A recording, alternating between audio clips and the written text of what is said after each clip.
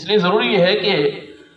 ہمیں علم تو ہو، جو کسی چیز کے بارے میں ہم نے سیکھا ہی نہیں ہے کہ بھئی ہم نے معاملات کیسے کرنے ہیں، حضور صلی اللہ علیہ وسلم کے طریقے کے مطابق کیسے کرنی ہے،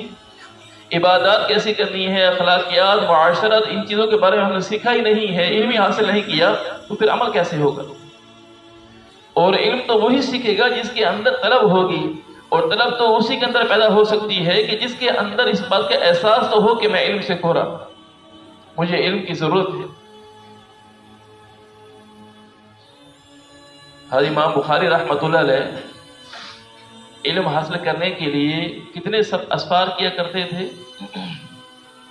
اس سے ایک حدیث بھی معلوم ہونا ممکن تھا کہ وہاں ان سے ایک حدیث مل سکتی ہے، وہ سفر کر کے وہاں جاتے اور جا کر ان سے علم حاصل کرتے تھے تاکہ اللہ کے نبی صلی اللہ علیہ وسلم کی حدیث میرے سینے میں محفوظ ہو جائے۔ ایک جب ہم نے خواب دیکھا تھا، یہ جذبہ کیسے پیدا ہوا ان کے اندر کہ امام کہ بخاری شریف لکھنی ہے، احادیث انہوں نے لاکھوں کی تعداد میں حاصل کی، اس میں سے انہوں نے احادیث کو چھانٹا، اور جو مقررات ہیں احادیث کی، مقررات سے مراد مختلف یعنی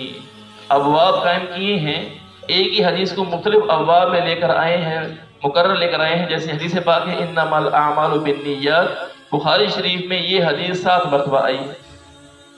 کتاب الایمان میں بھی لے کر آئے ہیں، اور آگے کچھ اور ابواب تھے وہاں ان کے مناسب تھی، وہاں ان ابواب میں بھی اس حدیث پاک کو لے کر آئے۔ تو مقررات کو اگر نکال دیا جائے تو علامہ ابن حجر رحمۃ اللہ علیہ فرماتے ہیں کہ مقررات کو نکال دیا جائے تو 2700 سے کچھ اوپر احادیث بنتی ہیں اگر ایک ہی دفعہ شمار کیا جائے۔ تو یہ حدیث پاک انہوں نے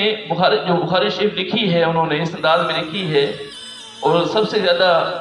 یعنی اصح الکتب بعد کتاب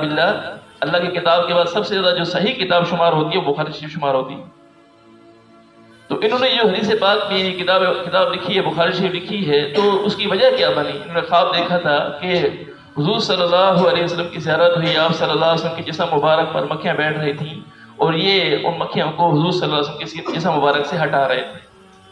تو انہوں نے اپنے استاد سے پوچھا کہ اس کی کیا تعبیر ہو سکتی ہے، تو انہوں نے فرمایا کہ اللہ کے نبی صلی اللہ علیہ وسلم کی احادیث میں کچھ لوگوں نے جو من گھڑت حدیثیں شامل کرنا شروع کی، من گھڑت باتیں شامل کرنا شروع کی، تو اللہ تبارک و تعالیٰ آپ سے کام لیں گے کہ آپ ان کو جو من گھڑت باتیں ہیں ان کو نکال کر بالکل صحیح احادیث کو آپ نے، اللہ تبارک و تعالیٰ آپ سے یہ کام لیں گے کہ آپ ان کو بیان کریں گے یا ان کو لکھیں گے، یہ اللہ تعالیٰ آپ سے کام ہے، اور ایسے ہی وہ اللہ تبارک و تعالیٰ سے یہ کام لیے۔ تو علم حاصل کرنے کے لیے مختلف شہروں کے سفر کر رہے، حتیٰ کہ ان کے بارے میں آتا ہے کہ سفر کرتے کرتے بعض دفعہ ان کی حالت یہ ہو جاتی تھی کہ پیشاب کے اندر خون آنا شروع ہو جاتا، لیکن علم کا ذوق ایسا ہے کہ اللہ کے نبی صلی اللہ علیہ وسلم کی احادیث میرے سینے میں محفوظ ہو جائیں تاکہ اللہ کے نبی کا جو دین ہے وہ میں اس کو پہچان سکوں، اس کو بیان کر سکوں۔ تو یہ علم حاصل کرنے کے لیے اتنے اسفار کیا کرتے۔ اور ہمارے یہاں تو اللہ تعالیٰ یعنی کتنا اللہ تعالیٰ نے کرم فرمایا ہے کہ ہمارے